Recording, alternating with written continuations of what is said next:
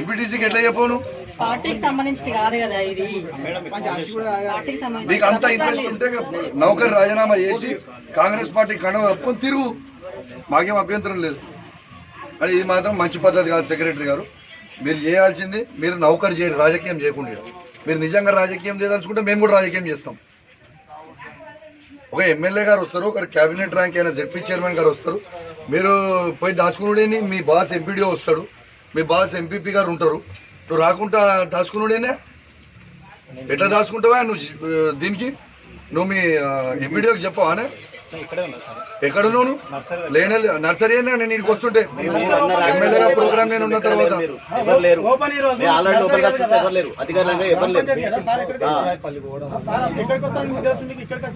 జయశాస్పల్లి ఎవరు వేరు?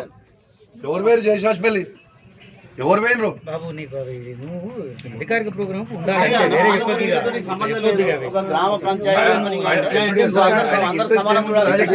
ఇంకొక విషయం అండి, మరి సాఫ్ చేయించిన ఊరు జనం మొత్తం పోతారు.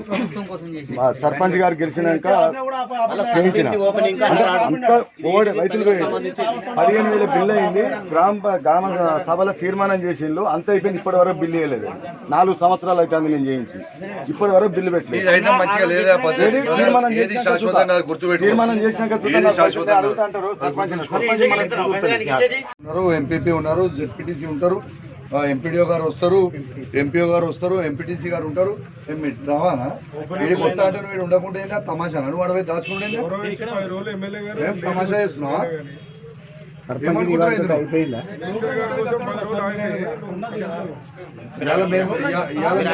వీడికి వచ్చింది దేనికే? నేను ఎమ్మెల్యేనా? మంత్రి గారు వస్తారంటే నేను ఆగిన ఇది ఓపెన్ చేయడానికి. మంత్రి రాకపోతే ఎమ్మెల్యే నేను, జెడ్పీ చైర్మన్ గారు ఉంటారు. మేము రాకముందు ఓపెన్ చేసుకుంటాను, మేము వస్తుంటే నువ్వు దాచుకున్నాడు ఎక్కడితే? నీ జీతం కాంగ్రెస్ పార్టీ వాళ్ళు ఇస్తురా? నీ జీతం కాంగ్రెస్ పార్టీ వాళ్ళు ఇస్తురా? గవర్నమెంట్ ఇస్తుందా?